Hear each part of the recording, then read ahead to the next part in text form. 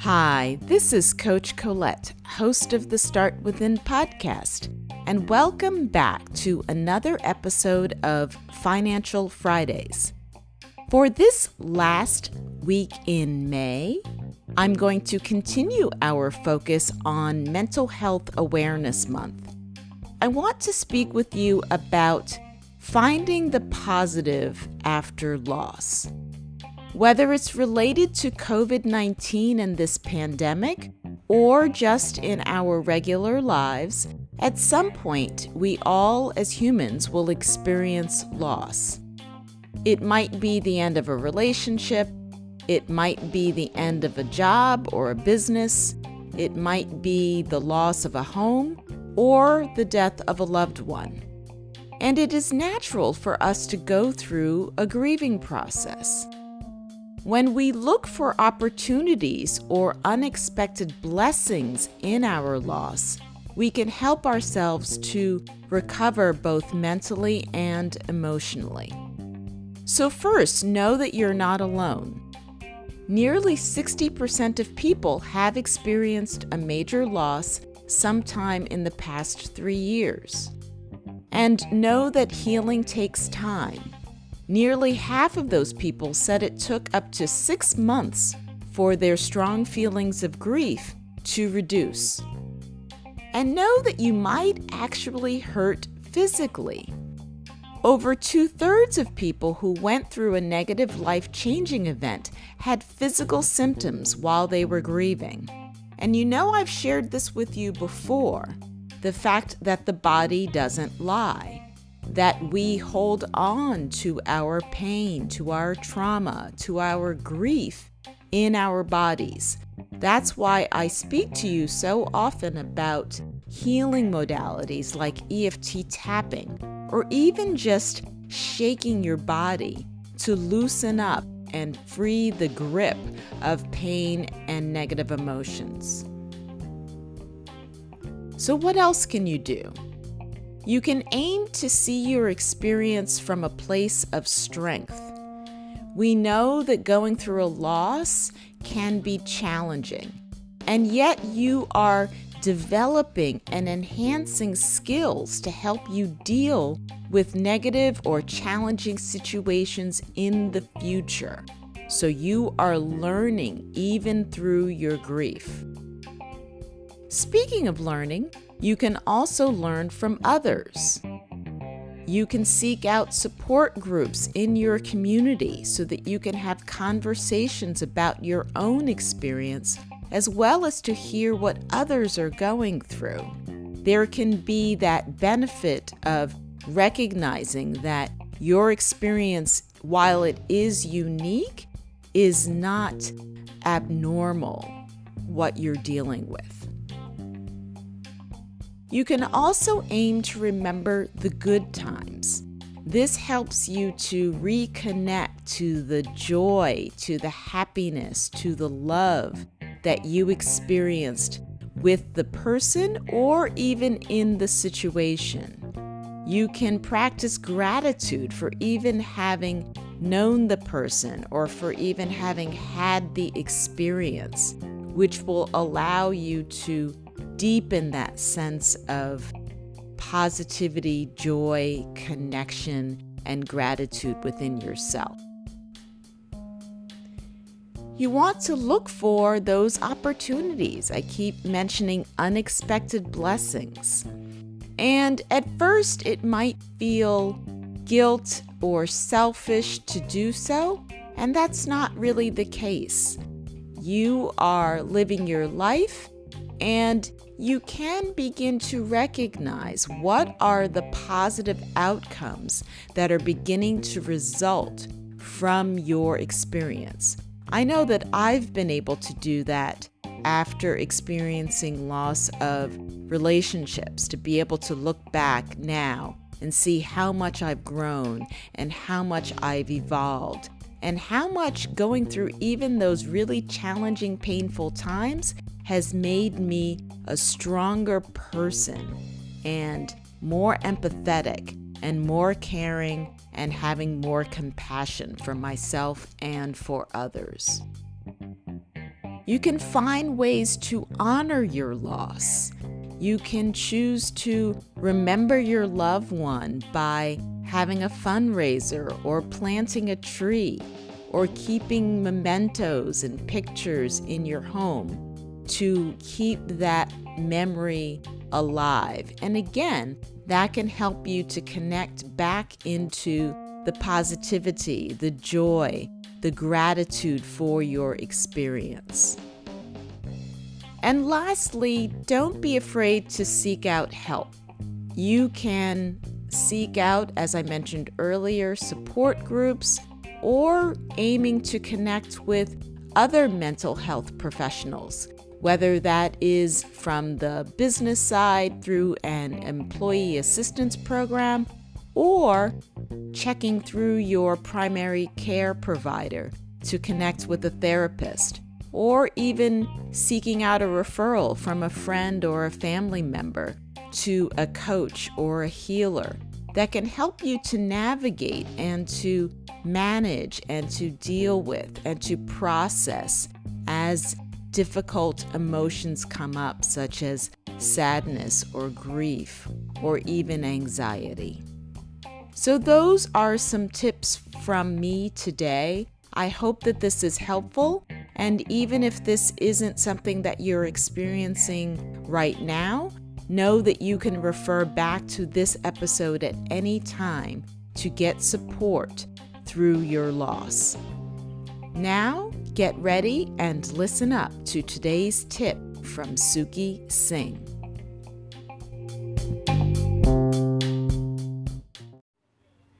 Hello everyone, this is Singh, aka Investing of the Investing Podcast, with your weekly Financial Friday tip.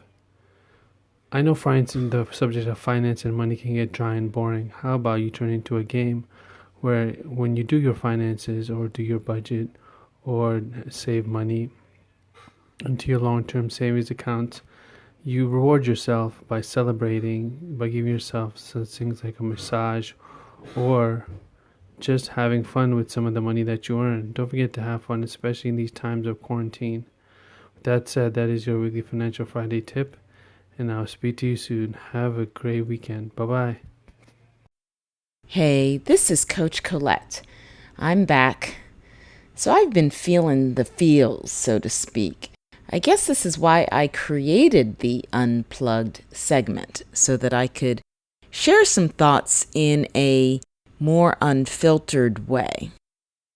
So I imagine by now that you've probably heard what happened in Central Park here in New York with the talented bird watcher Christian Cooper and how he had a really negative interaction with a woman in the park. Part of this experience has been reminding me this week of why I do the work that I do, because my goal and my passion is to share alternative healing practices and wellness practices to help people to release stress, anxiety, and trauma, and even to heal ancestral wounds. And I have a really deep passion for doing so for people of color. And when these things happen, I get really reminded about my mission. It's like it gets amplified in my brain. And sometimes it's hard for me to wrap my head all around everything because there's so much history and there's a historical narrative around it. And I have to keep reminding myself that yes, we are in 2020, despite what these incidents suggest about our past in terms of race relations. And it also reminds me because I used to work for the New York County District Attorney's Office, and I used to work in the sex crimes unit. So when I hear something about a white woman in Central Park alleging that a black man is threatening her physically, which we know really wasn't the case, it brings me back to the Central Park jogger incident. And now, of course, with the exoneration of the Central Park 5, it just reminds me of this historical narrative. And there's been a lot of conversation on social media about what this woman knew or didn't know when she threatened to call the police against Mr. Cooper. And I can't be in someone's head specifically to know exactly what she was thinking. And yet we know that these narratives are present in our culture and have been present in our culture for a very, very long time. When I think of the trauma that many of us, people of color, have suffered from historical incidents up until the present, I realize how much of an emotional burden we all are carrying. Sometimes that emotional burden is in our present or conscious mind, and more often than not, that burden is in our unconscious or even our subconscious mind. It's literally coursing through our DNA. And that's what can make it challenging to release negative emotions of self-doubt or limiting beliefs that result from these types of microaggressions, and in this case, I would say macroaggressions. On this podcast, we've even talked about microaggressions in the past. You may recall the episode where I had the conversation with my internal team of interns who were describing their experiences of being young women of color on their academic campuses and how their experiences have shaped their own perspectives based on how they have been perceived by others as young women of color.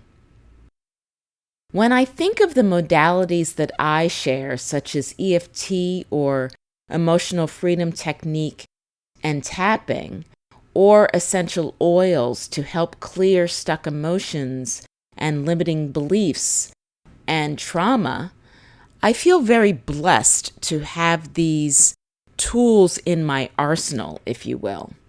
And I feel even more compelled to share these tools with other people of color so that we all can continue to heal ourselves from these negative incidents. And I also want us to be present within ourselves and recognize that when these situations happen, that we might be triggered by them, and that reaction is going to show up in different ways for different people. Some of us may get angry. Some of us may get sad. Some of us may get anxious. Some of us may get frustrated. Some of us may get resentful.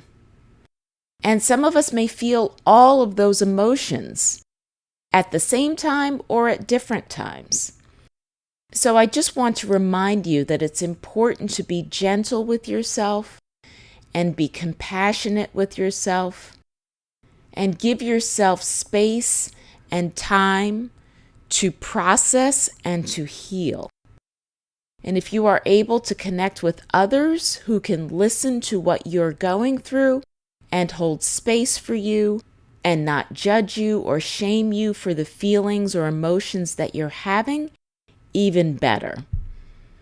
I hope that the messages and the segments and the episodes on this podcast are helping in some small way to accelerate our collective healing. Earlier this week, I heard a message in one of my meditation sessions about the concept of bodhisattva, which is about sharing meditation and other mindfulness practices with others, so that we are doing these practices not just to benefit and heal our individual selves, but that we are doing so for others.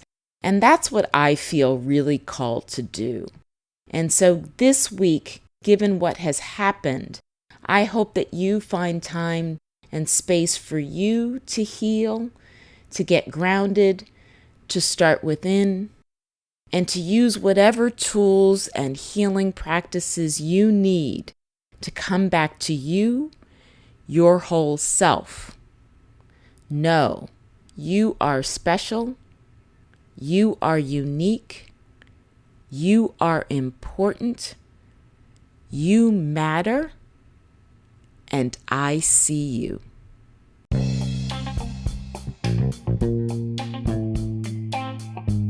So what is your takeaway from this week's Financial Fridays segment? What might you do differently around your money and your mindset? For more financial advice, you can check out Suki's podcast, Invest Singh, where I also share tips on his Wellness Wednesdays segment. If you enjoyed this episode and haven't already subscribed, you can do so on Spotify, Apple Podcasts, or wherever you like to listen. You can also connect with me on Instagram at Coach_Colette for more inspiration on personal growth and wellness. Tune in next Friday for another episode and get ready to start within to finish strong.